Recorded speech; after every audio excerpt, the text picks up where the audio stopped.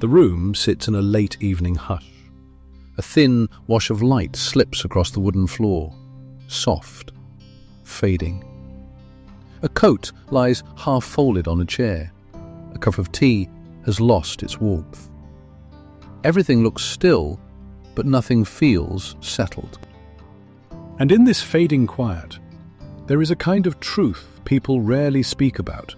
A truth shaped not by words, but by everything someone has held inside for years. The quiet parts of a life.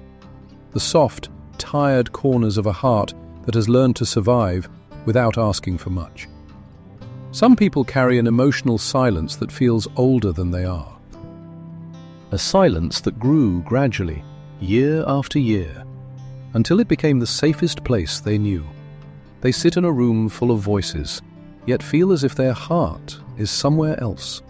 They smile when spoken to, but the smile is edited before it reaches their lips. They say, "I'm fine," not because it's true, but because it's easier than explaining the weight they're carrying. There's a quiet heaviness inside them. A heaviness that doesn't make noise. A heaviness that doesn't want to trouble anyone. Silence becomes a shelter when the world feels too sharp. People like this learn to blend into the gentle edges of a day.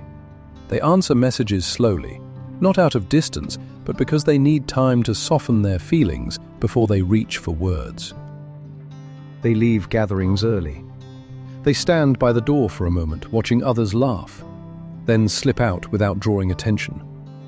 And no one notices the small ache they take home. When they're exhausted, they don't complain. When they feel hurt, they sew their own wounds quietly. Their calmness looks natural from the outside, but inside, it's something they've been rehearsing for years. And there's a strange, almost tender ache in that. The ache of a heart that has learned to stay silent because silence is predictable, silence is safe, silence never interrupts anyone. Some people never show their joy because someone once broke it, and ever since, their happiness comes out in whispers. They sit across from someone who cares about them and still choose to say less. Their eyes lower, their voice steadies. They choose not to bring themselves into the center of the conversation. They think their feelings take up too much space. They think their needs are too heavy to place in someone else's hands. There's a loneliness in that, a quiet one. The kind that doesn't cry out, but hums beneath everything they do. And the older they become, the more fluent they grow in this emotional silence. It's like learning a second language over a lifetime, a language with pauses instead of paragraphs, with nods instead of confessions, with half smiles instead of requests for help. Somewhere in their past, someone told them their feelings were too much, or dismissed them, or shrank them to a size that never fit the truth. So now they protect their tenderness the only way they know how, by tucking it beneath responsibility, duty, and the quiet pride of staying strong. They learned early that life doesn't stop just because they're hurting, so they carry on. They go to work, they pick up the children, they make dinner, they hold their breath through the long moments and release it when no one is watching. They do what needs to be done, even when they feel like sitting down and not moving for a while. There's a line that lives in their mind: no one needs to carry this but me. And so they carry it. There are nights when they lie awake, staring at the ceiling, letting the weight settle in their chest. No tears, no dramatic collapse, just a quiet, steady heaviness. A heaviness that doesn't ask for relief. There are messages they type and delete, stories they almost tell but tuck back inside, emotions they nearly name but swallow before the words form. Some wounds stay quiet because they were ignored the first time they spoke. Relationships become delicate ground for them.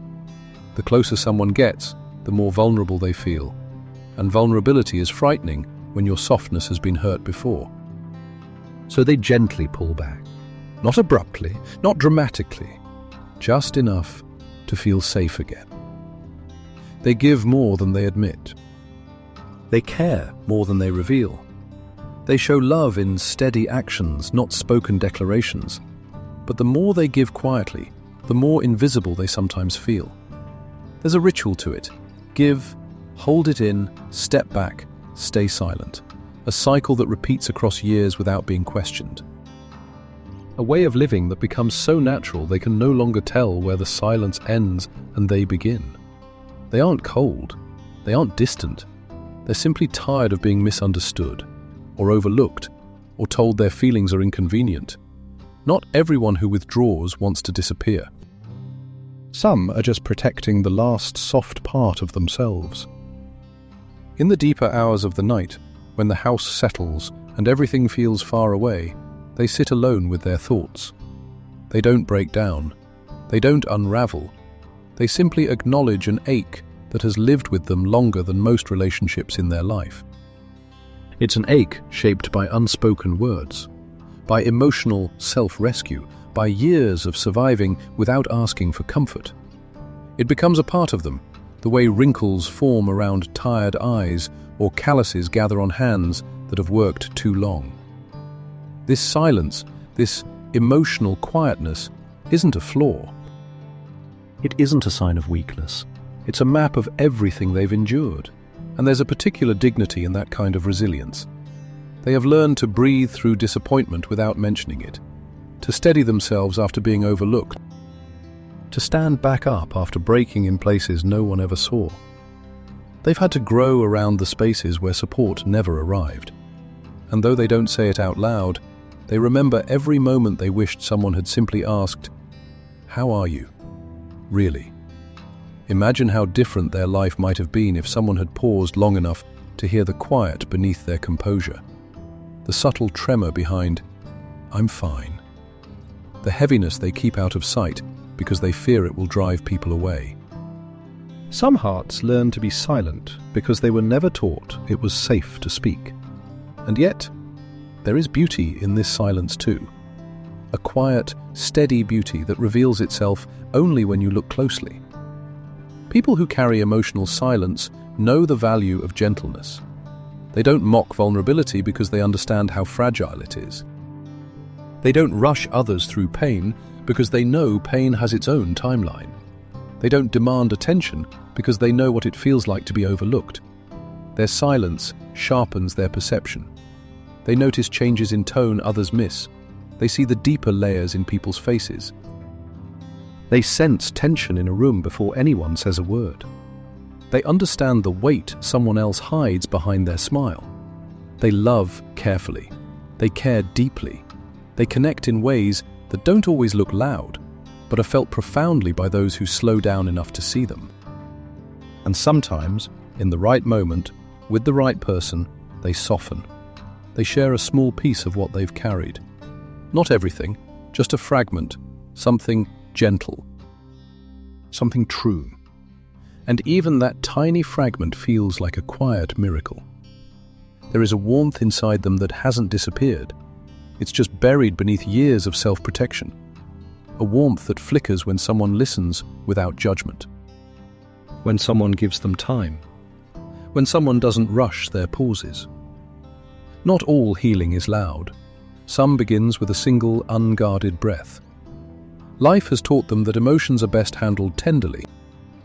That not every feeling needs to be spoken to be real. That some truths are easier to hold than to explain. And yet, despite all the years of silence, their heart still hopes for small, steady moments of understanding. Not grand gestures, not dramatic rescues. Just a quiet presence, a slow evening, a warm voice saying nothing urgent. Because connection for them isn't about intensity, it's about safety. Space. Stillness. Permission to exist without performing strength. As the day fades, they return to their quiet rituals, the slow tea, the dim light, the soft exhale, the familiar weight of their thoughts.